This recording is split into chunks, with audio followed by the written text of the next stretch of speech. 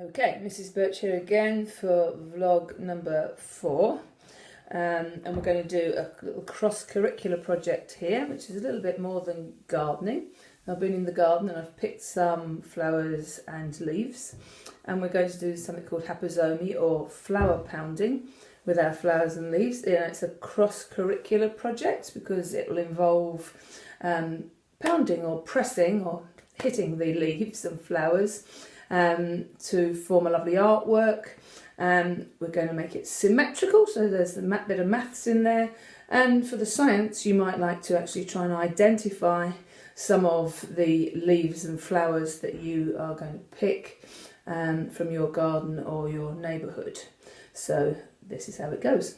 This is bunting that you can make easily from home. Now, I have admittedly cut a little triangle out of an old sheet, but you could equally well use a old handkerchief to use it, as long as the fabric is fairly close weave. So you want something like sheeting or handkerchief so it's close together, close knit together, otherwise it won't work so well. Please ask your parents before you start printing on their hankies or on the sheets. Now these is just simply flowers and leaves from my garden, and you will need a variety. The best ones to get are the ones that are not shiny, not waxy, but contain a lot of water. So experiment, you might not get it right first time, but I've got a selection of different ones here, different colours, different sizes, shapes, and this is what you do. It's dead easy. You get your piece of fabric and you fold it in half to make a sandwich.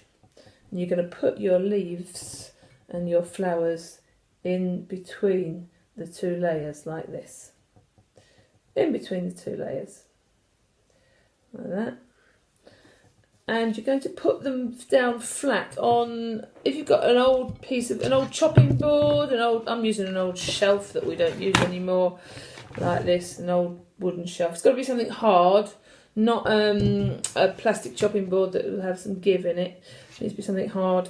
So fold over your piece of fabric, put your petals or leaves in the middle, push it down flat.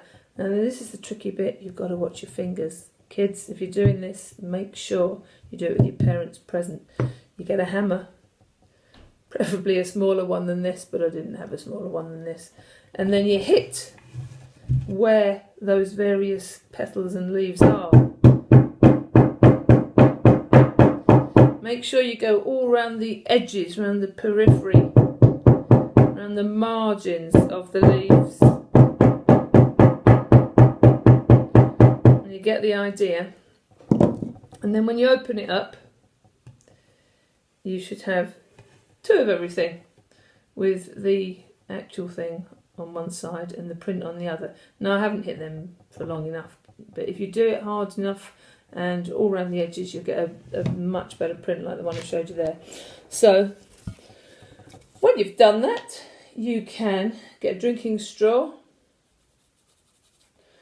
staple, can you see that? Staple it over, put the drinking straw through there, then put a bit of string through the middle of your drinking straw, like that.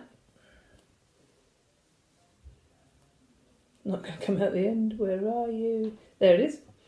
And you can hang it up, and you can put lots of them in a row to make lovely festive bunting for this time of year.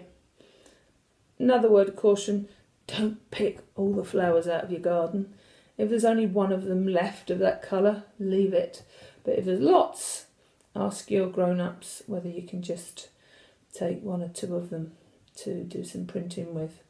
Same with the leaves. And if you've got some herbs in the garden, then you get a lovely smell when you hit them as well. So have fun.